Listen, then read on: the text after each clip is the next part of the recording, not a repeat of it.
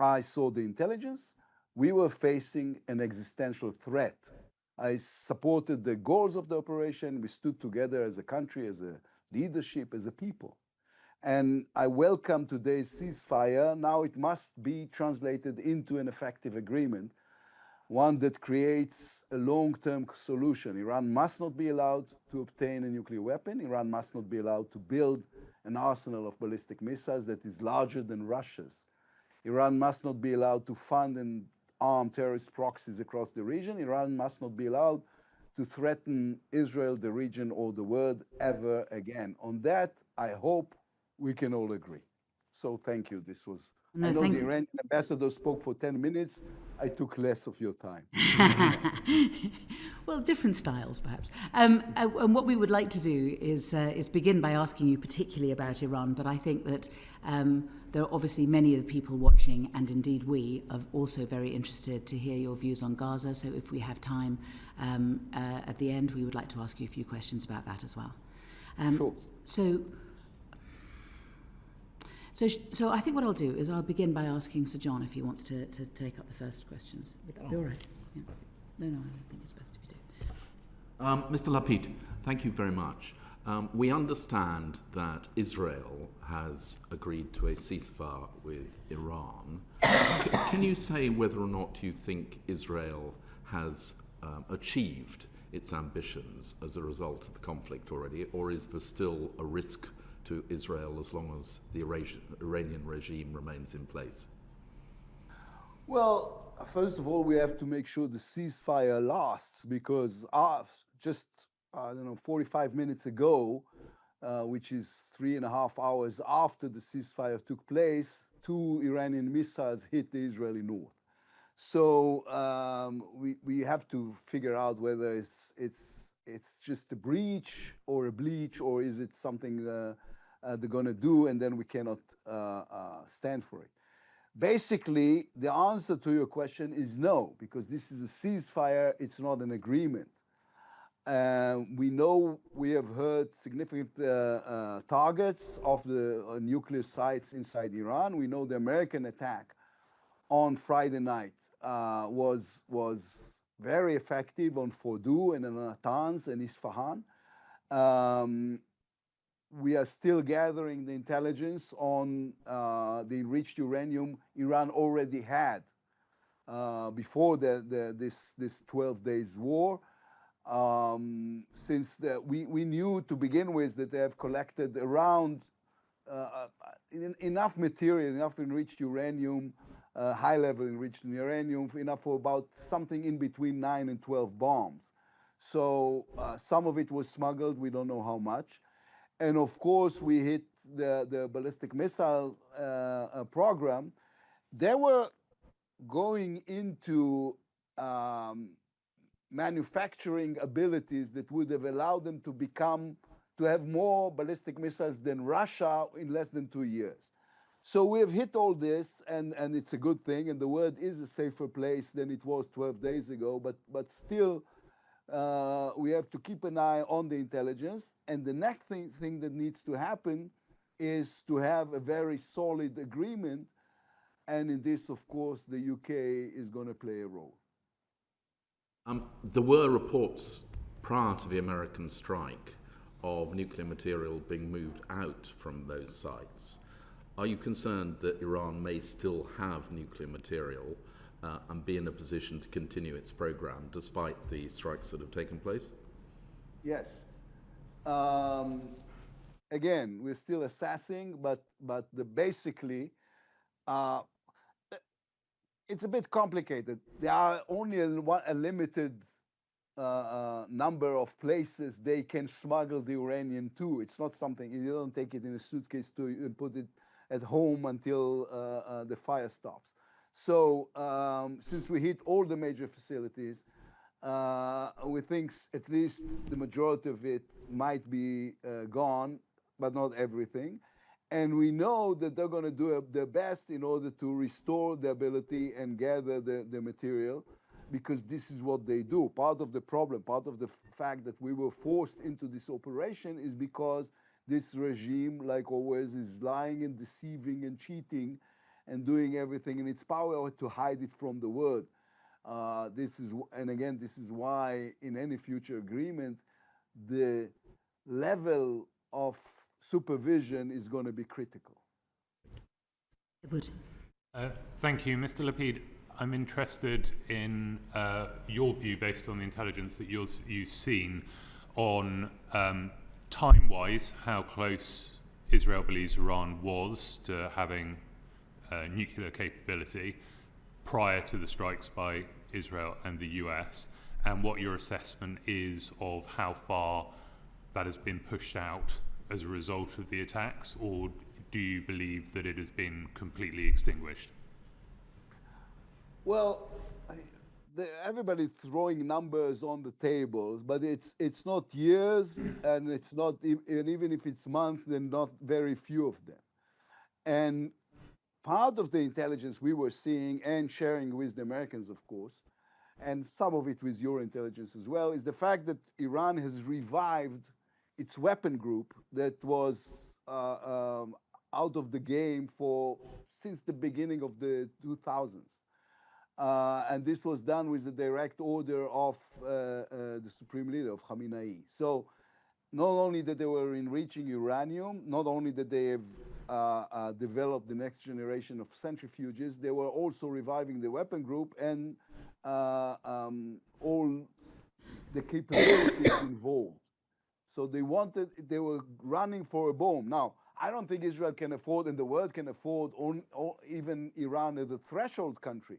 But this was more than a threshold country. This is running, and we felt and thought and saw intelligence that told us that we can wake up one morning with a first experiment of a nuclear weapon in the Iranian desert, and this would have thrown the entire Middle East into a nuclear arms race, because if the Iranians have one, then the Egyptians want one, the Turks want one, the Emirates might revive parts of their nuclear program that they already have, and of course the Saudis want one. So we felt that the danger is closing down on us and everyone else in the region, and therefore we were forced into action. And to the second part of my question, as a result of the strikes, what is your view on where Iran's capability is now in terms of timeline? Well, we don't know yet. It will take some time to assess all the damage, and this assessment will have to penetrate through all the future lying and deceiving of the Iranians, and we're going to share information and intelligence with our allies and friends in the United Kingdom included. So it's going to take some time to assess. But they were hurt, and they were taken backwards significantly. We just don't know exactly right now how much. I give you an example. The Americans were using the MOP, the huge bomb they have in Fordow. This is a bomb that penetrates the surface and then explodes 20 or 30 meters inside the facility. So it takes time. You don't get to assess what happened from satellites. You have to figure out other ways to assess what happened there, and it will take some time until we will know for sure. I don't know if we'll ever know for sure, but it will take some time until we will know better. I'm interested in your opinion, because obviously you can destroy facilities, you can set back their plans, but ultimately Iran still has the technical know-how, the scientists, the manufacturing ability to rebuild these, the enrichment process over, and the uranium mines. And the uranium mines over some period of time, should they wish to. So in terms of what the desired outcome is, in your opinion, for Israel, is it that, is it enough to give up nuclear ambitions, or does Iran have to give up any desire for a civilian nuclear capability? What gives Israel confidence? Because Iran will continue to be a regional neighbor. Yeah, well, I would go, there are 5 basic terms that needs to be answered in any future agreement. I'm not against all agreements. I mean, We always said a good agreement is the best thing, a bad agreement is the worst thing, and what has happened now is the in-between, or the sanctions were the in-between. So there are 5 basic terms that needs to be answered in any future agreement. The first is no enrichment inside Iran, which is the gold standard of the Middle East that was set when the Emirates wanted to have their own nuclear plant. No centrifuges, they all have to be dismantled. No enriched uranium, all enriched uranium inside that they already have has to be taken somewhere else, as deposited somewhere else. No ballistic missiles program, and of course, unlimited supervision. If you have those 5 terms, that makes sense, and to some extent, the majority of those were already answered in the JCPOA, in the former agreement that the UK was part of as an E3 country, just performed better and in a more strict way, then you have an agreement that we can trust, and there will be no future necessary Israeli operations or American operations or joint operations. Nobody wanted it. Nobody wanted to fight. Listen, this is sometimes the absurdity of this is hitting me. We have no border with Iran. We have no historical conflict with Iran. The Iranians are sympathetically mentioned in the Bible as our friends.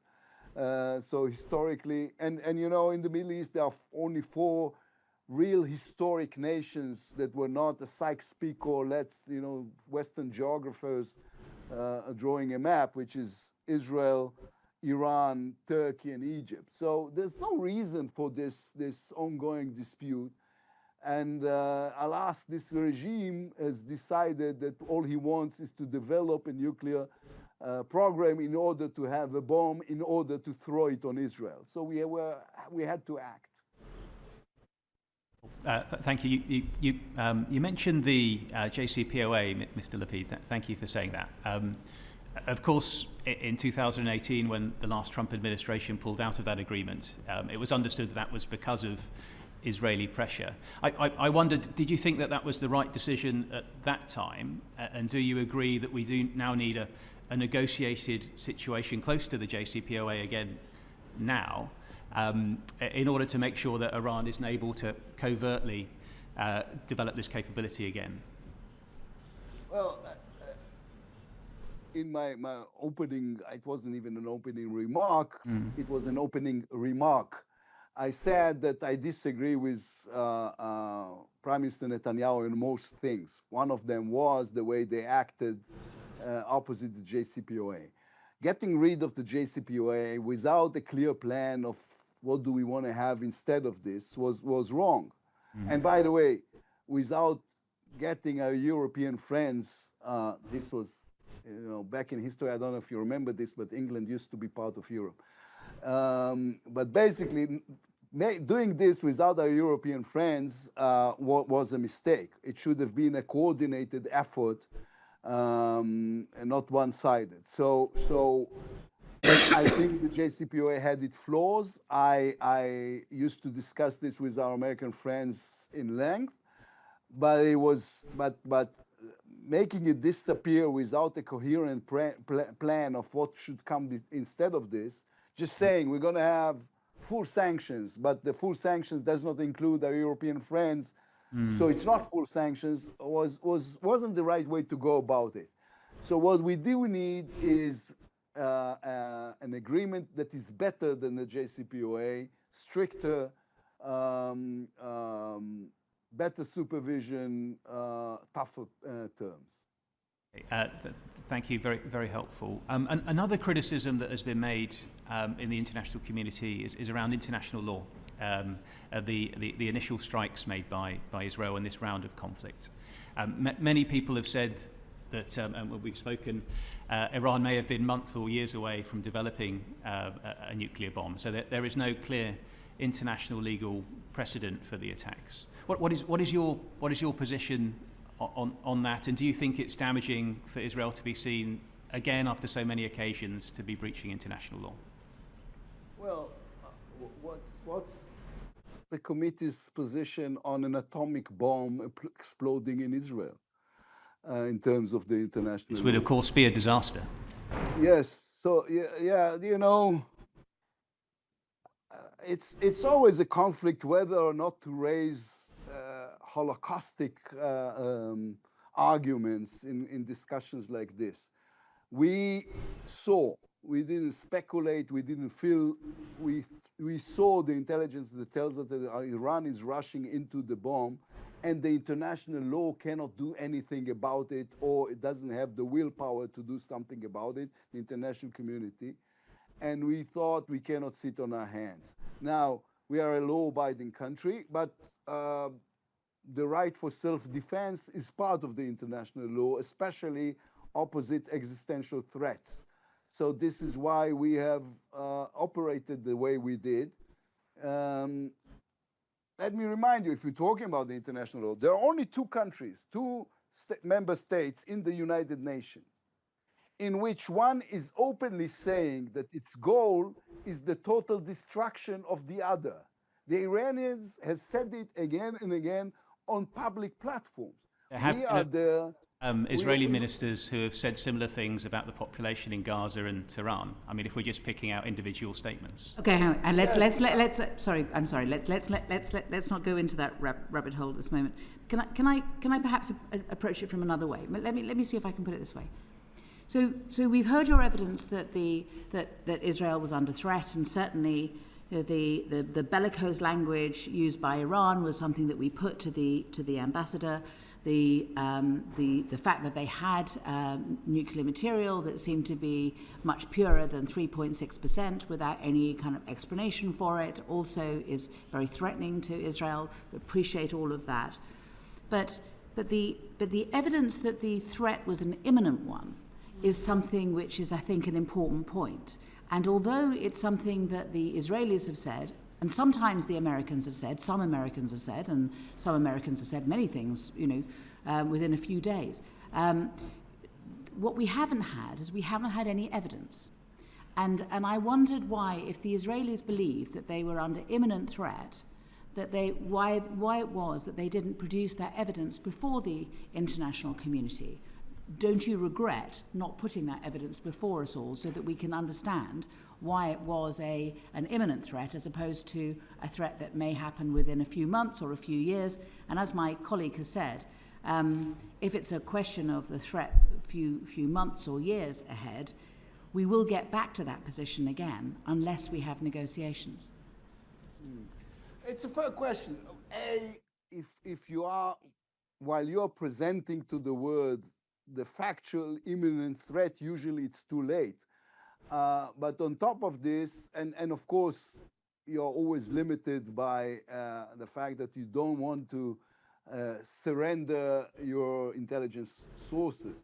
Now, the entire international community is a bit post-traumatic from the United States going to war against Iraq based on information that is flawed.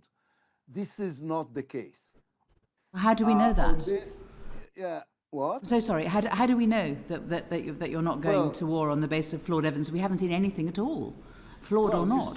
You saw you saw Fordow, you saw Natanz, you saw Isfahan, we've shown the Americans, of course, large with the cooperation or sharing of information was quite extensive. And I'm going back to the beginning of our conversation.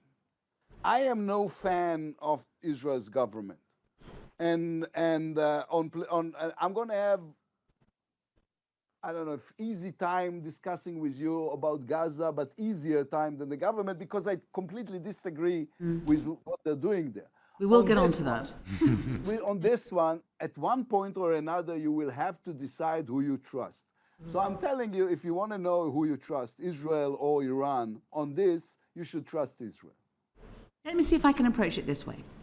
because we talk about trust, and obviously I think we seem to all be agreeing that in order for there to be a long-lasting peace in the Middle East, we need to have a negotiated settlement. It needs to be negotiated, there needs to be a clear agreement with the Iranians, what they can do and what they can't do, and it needs to make sure that it's enforced and enforced clearly. And exactly what comes out of the negotiations is obviously subject to negotiation. But in order for there to be trust, in order for there to be a proper negotiation, there needs to be trust on both sides. And the Iranian ambassador, and I think I should put this to you, essentially said, we agreed to JCPOA, and the Americans walked away from it, egged on by the Israelis, he believes. And then we are in a second lot of negotiations, and in the middle of those negotiations, the Israelis start bombing us when we're going into those negotiations in good faith. And then, I mean, he wasn't here to say this, but I imagine he would now say, and then the Americans say nothing's going to happen for 2 weeks, and within a few days, the Americans are bombing us. So in those circumstances, one could understand that there would be quite a lot of work needed to be done to get the Iranians to be able to trust the Americans and the Israelis if there are to be negotiations. Do you accept that? I have a problem with the premise, if I may. The Iranians are lying, and the Iranians are doing this using a language and a vocabulary that the Western world is fond of. They are talking about international law while oppressing the young and the women and the LGBT community. They're talking about democracy when they are not a democracy. They're talking about the two sides of this equation, while there are no two sides of an equation. This is a regime we have no problem with that says they want to kill all the Jews because they're Jews, because this is the deep, radical version, twisted version of Islam. I don't think this is Islam. I mean, Islam is something different, but they have twisted Islam into this radical version. But they know that when they're talking into the oldest parliament in the world, they need to say things about their rights and our duty to recognize their side of the story. Okay. I don't accept this premise. Okay. May I take you back to Edward? And then I think Uma's here, so Uma may have some questions for you. Thank you, Chair. Thank you, Mr. Lapid. I'm interested in just following on a little bit from the Chair's point and going back to the 5 things that you outlined in terms of what Israel is looking for Iran to agree to. And I'm sort of struck by the fact that having just been bombed by 2 nuclear powers, giving up your nuclear ambitions, wouldn't seem to incentivize the Iranian regime to give up its nuclear ambitions. So I just wonder whether or not you think that it is possible to reach an agreed peace with Iran based on the 5 principles that you outlined, or does there need to be regime change in Iran for Israel to be able to achieve those 5 things?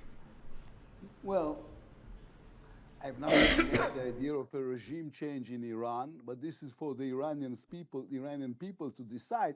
And I think they are taking into consideration in these past 12 days the fact that they've just realized that billions and billions of dollars were taken from the schools, hospitals, roads, and housing into a nuclear program that disappeared within a week and a half. This is not, so this is for the Iranian people, a calculation for the Iranian people to make. In terms of the agreement, yes, I think they're going to be forced into this agreement. And I think if we were still trying to play nice and discuss with them what is it they are willing to give, opposite what we are willing to give, what is it that they are willing to do, opposite what kind of pressure the Americans are willing to force, this would have gone nowhere forever as it did before. This is a regime that needs to understand the consequences when they decline the necessary supervision or the necessary terms of a future agreement. Otherwise, they will never do it. It is, I don't want to. I don't want to say things like, they understand only the language of power, because things are always more complicated than this, but we're not far from it. Thank you. Abdesam. Thank you, Mr. Lapid. I'd like to refer you back to an interview that you gave last year, where you said Netanyahu is not working for the country. The only thing he cares about is staying in power. He's for himself. He's lost his soul. Is the endless sort of fight for wars and constant wanting to keep the extended war in Gaza continuous? Is this just an existential fight for survival for Netanyahu? Well, this is. I feel a bit uncomfortable to discuss this with a foreign, even if friendly, parliament, and just on a personal note, I am so tired of analyzing his psychological motives. This has become an international game, like they do with President Trump. Basically, when something is doing is the right thing to do, as he did in Iran, then it's the right thing to do. When something is wrong, like in Gaza, then it's the wrong thing to do. And I can give you an endless list of reasons why is it that I think he's the wrong person to lead the country. But I think you'll understand if I rather do it in Hebrew to the Israeli voters. Just in relation to the current conflict in Gaza, what do you think should happen to bring the war to an end? Are we there yet? I think we're probably there yet. I think we only have 15 minutes, so we've done half an hour in Iran, so let's go on to Gaza. Okay. Number one, as I said numerous times, including twice this morning, what we need to do is go to an agreement in Gaza, end the war, and bring back the hostages, because this is going nowhere. That raises the question, what needs to be done in Gaza? The plan I presented to the American administrations, I've discussed this with your foreign minister and others, is I think what needs to be done is to let the Egyptians run Gaza for the next 15 years. I will explain. Because this is not an instinctive solution, and it is not a flawless solution. It is just the best solution out of many bad ideas. Right now, the problem we have is we have no one to give Gaza to. Everybody understands why is it that Israel is saying Hamas cannot stay. The Palestinian Authority is too weak and incompetent. We thought in the beginning that some sort of a coalition of Arab countries, Sunni moderate Muslim countries, like the Saudis, the Emirates, and others, will be the right coalition to run Gaza. But right now it doesn't seem possible, opposite other things that are going on in the region that I'm not sure we're going to have time to discuss.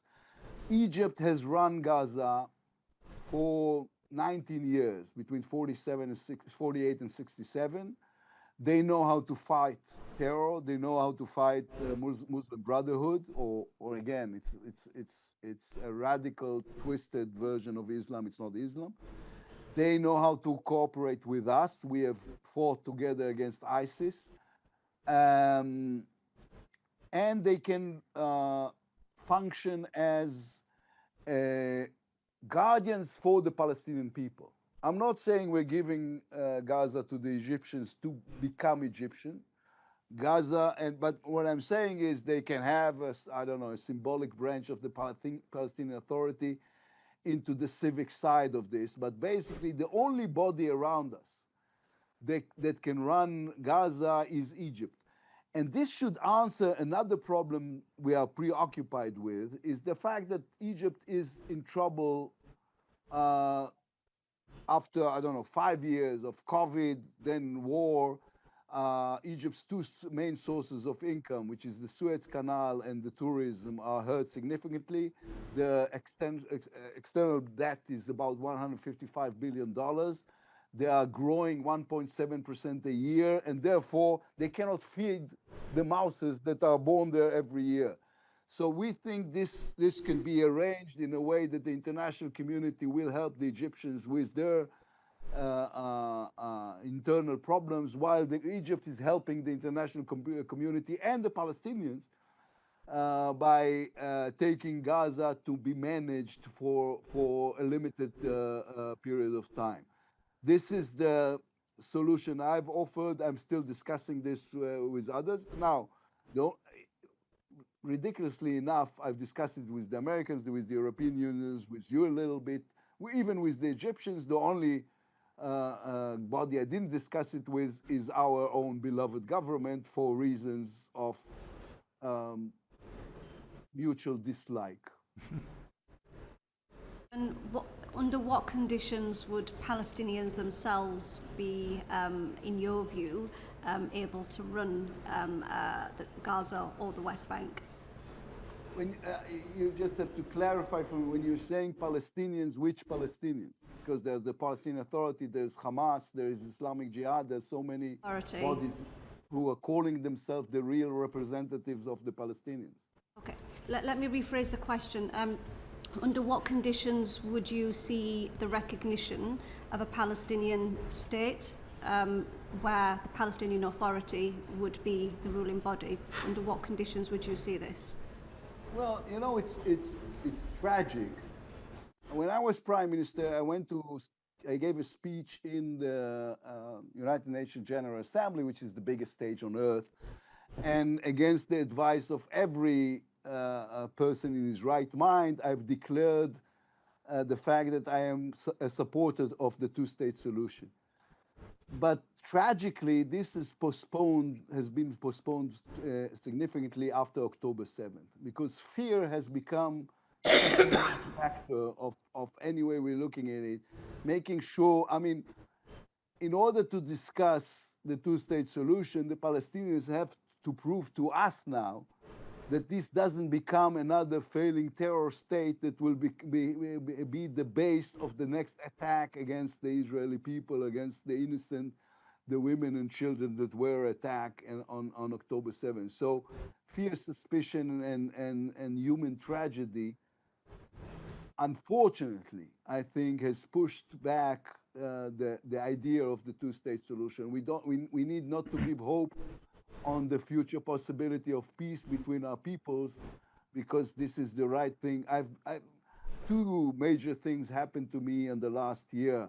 One is this war, and the other is I have my first granddaughter, and I wish for her that in her future there is peace between those two people, two agonizing, suffering peoples. Thank you, Chair. Very good. Blair. Thank you for your time, Mr. Lapid. I think it's a matter of regret for us that the Israeli government haven't been willing to talk to us, so we thank you for coming before us. Can I go back to something you said a moment ago about it's for the Israeli voters to decide? Unfortunately, I think people in Gaza can't wait that long. You this morning called again for the end to the war in Gaza. You've called for that many times. You've offered Netanyahu political cover for that. You've urged him to distance himself from extremists like Smotrich and Ben Gvir. What needs to change before any election and change of leadership for Netanyahu to answer that call to end things in Gaza, to do a deal, to bring home the hostages and to stop the killing? Well, the reason I've said it again this morning is because I said, well, he didn't want to do it while he was still trying to regain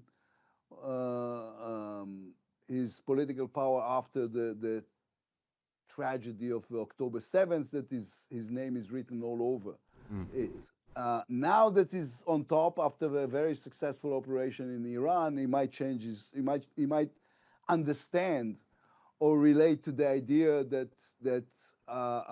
this is the right thing for the country. And you know what? It is also something that will be extremely popular to the people of Israel. So as you do in the opposition, you have the right idea and you push it, trying to make sure that in the moment it will become relevant, you'll be out there with the right call. So this is what we were trying to do.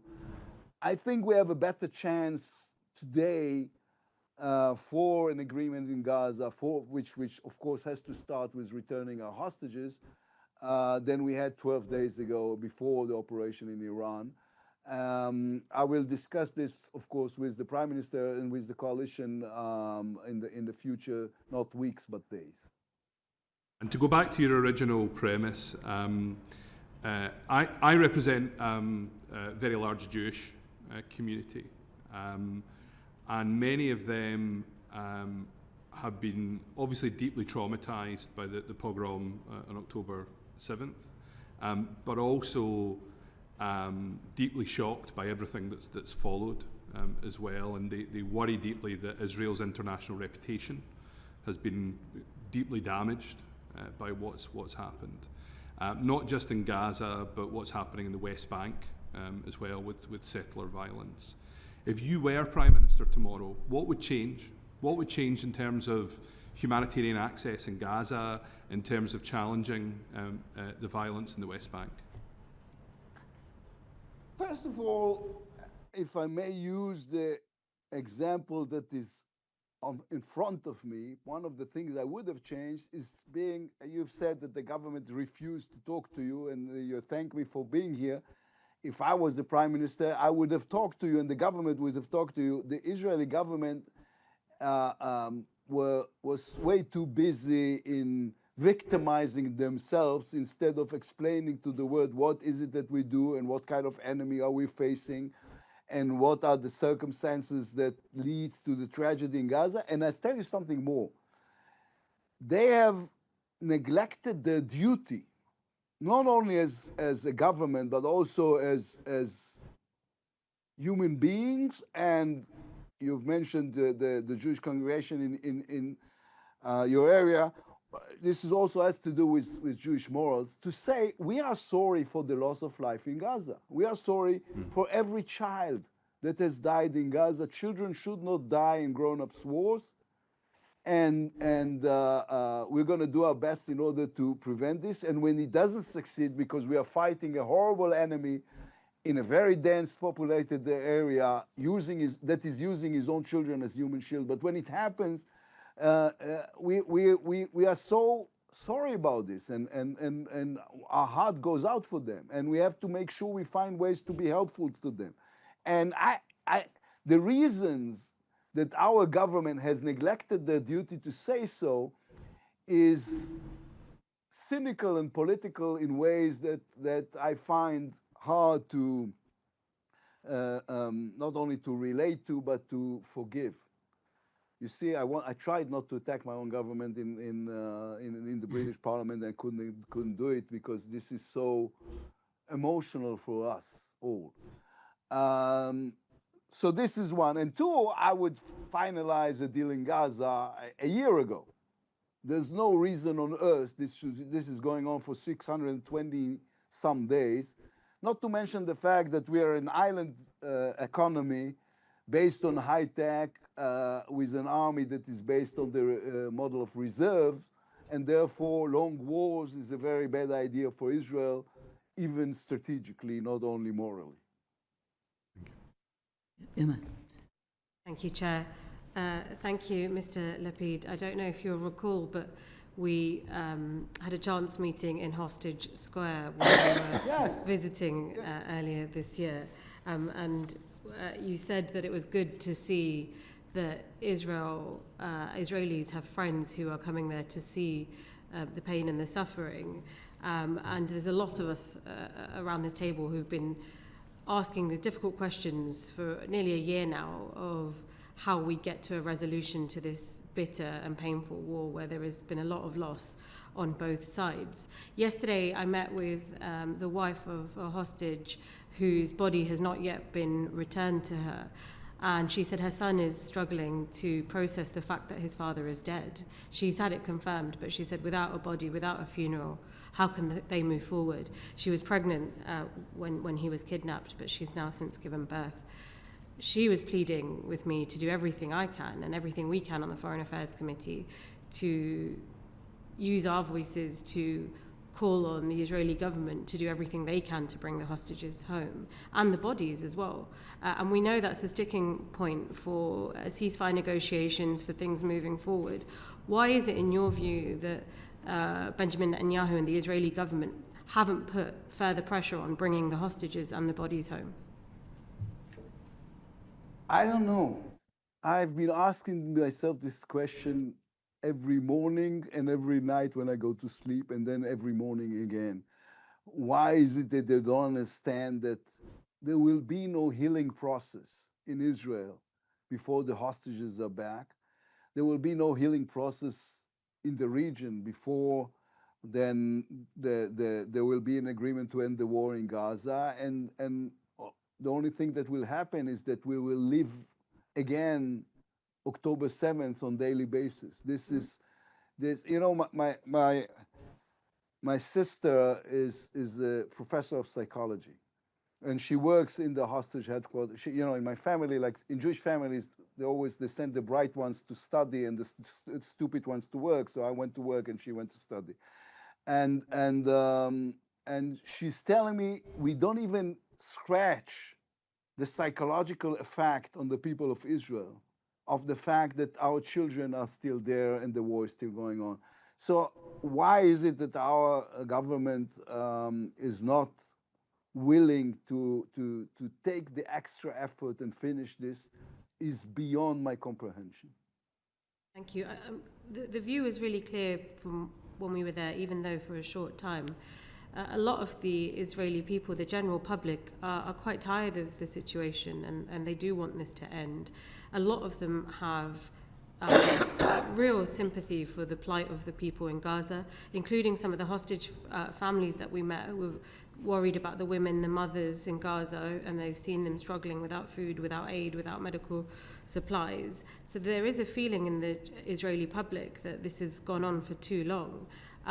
But the members of the Knesset that we met when we were there were unwilling to even see that point of view, and they were solidified in their mindset. How is the Israeli leadership, the politicians of the day, going to meet where their public are?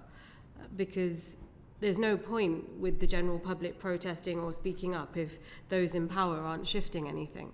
How do they get to a different point in this stage? Well, you since you missed your bus, you missed the part when I was saying. Didn't miss her bus. Her bus was slow. The train. So the thing is, so you missed the part that I said I'm not going to defend the government. And again, it's beyond my comprehension. Why is it they do not understand? And you know what? Why is it when talking to lawmakers from other countries, they don't show sympathy? Why is it that they don't feel it? This is the worst interpretation of Jewish morality. This is the worst interpretation of what is your duty as leadership. And I'm not going to spend my time or yours defending something I deeply believe is hazardous to the soul of my country. This is not what this country is all about. I mean, this is not why my father came here from the Holocaust to build a nation, and this is not why people fight wars, not to become a heartless country. We are a country with a heart in a difficult situation, surrounded by bitter but terrible enemies, fighting the worst kind of terror on a daily basis. But this doesn't justify becoming like them. This only comes to emphasize the necessity and the duty to be different. And not everybody in our government remembered this. Can I ask you a question about your plan? Just because I think probably we ought to, for the sake of completeness, just put this aspect as well. I mean, the Egyptians don't agree with it, do they? Which is a big problem. Well, it depends. You know, when I was in Washington discussing this, I said to them, you have to understand, because we know the Egyptians pretty well. The first thing they're going to say is no, and then they're going to discuss it. This is, I mean, we've been working with them. I mean, one of the, you know what, it's an encouraging thought that wars come and go in the Middle East, but if you're looking at this, agreements survive. We have a peace agreement with the Egyptians for 50 years now, and with the Jordanians for almost 40.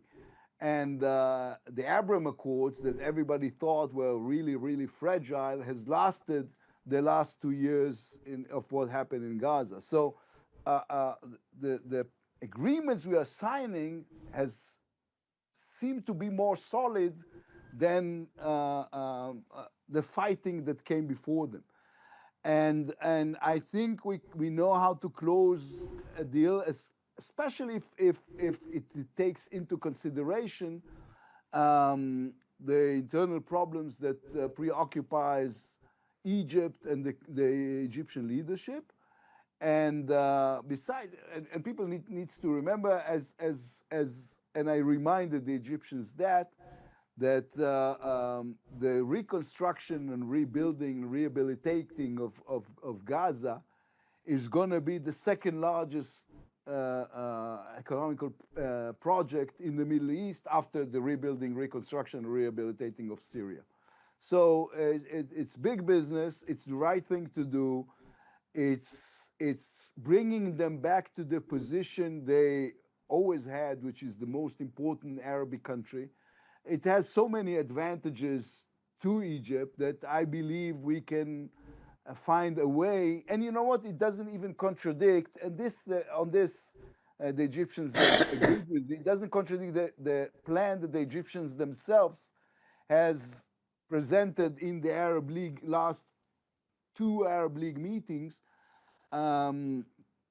because it's going to be some sort of an interim stage towards the plan they have presented. What you mean is the plan that the rest of the world believes is the way forward, which is 2 states. The rest of the Arab world. Yeah, but they also want 2 states. Well, as I said, we don't want to. Listen, there was a funny. It was funny to me. I don't know if you're going to find it funny. Before the conference in Saudi Arabia, when President Trump went to Riyadh and everybody was invited but us, and somebody asked me about this, and I said, this is weird. This is because the only thing the Saudis wanted was that Netanyahu will say something about the possibility of somewhere down the road in the far future, if all Palestinians will converted to Judaism and become blonde, then we will agree to a 2-state solution. And he refused.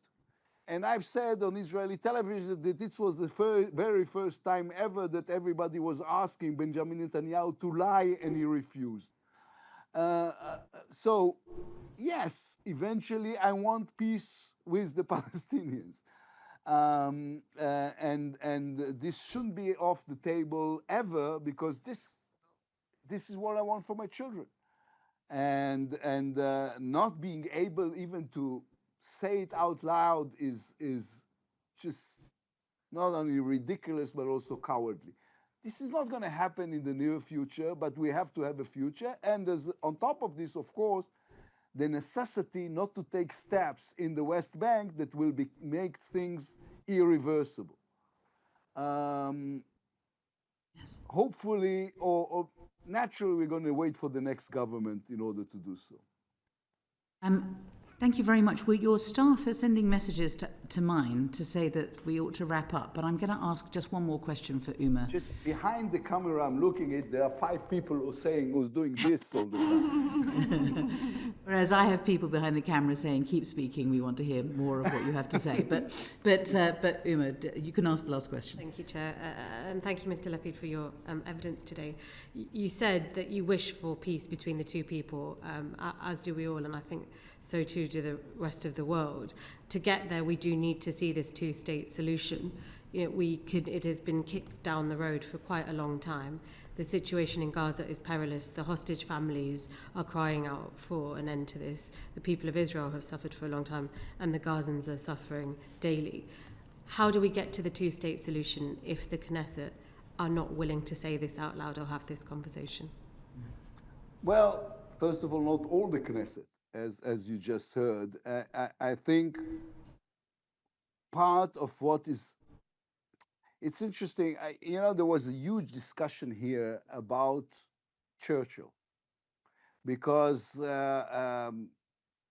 Netanyahu's followers said all the time, you see, he's the new Churchill, now he fought Iran. He was the one who said, when he was walking alone in the dark, saying Iran is the biggest threat, now the entire world understands, as Churchill did before World War II. And then some of us said, after the war, Churchill has lost the war, the election. And you know why? Because Attlee, he was very less impressive, had a plan for the future of England. We have a good plan for the future of Israel. And what, I don't know how much you follow Israeli domestic politics. I know, Uma, you know, Parliament member, I know you do more than others. In every poll in the last 2 years, they're going to lose, this coalition. They're going to lose because they have no plan for the future of Israel. They're just selling fears all around. The world is in the midst of an international struggle between populists and alarmists and people who are just making sense and trying to build better future. And the only principle in politics that works is the pendulum principle. And the pendulum now is moving our way. So I'm optimistic about the possibility of a Knesset with a majority of people who are saying, yes, we want to have a better future for our children, and this better future includes peace with our neighbors. Thank you. Good. Thank you. Thank you very much. We will put your staff out of their misery and allow you to go. But thank you very much for your time today. We really do appreciate it. If there's anything that occurs to you that you think that perhaps you would also like to put before us, then please do write to us after this session. And again, thank you again.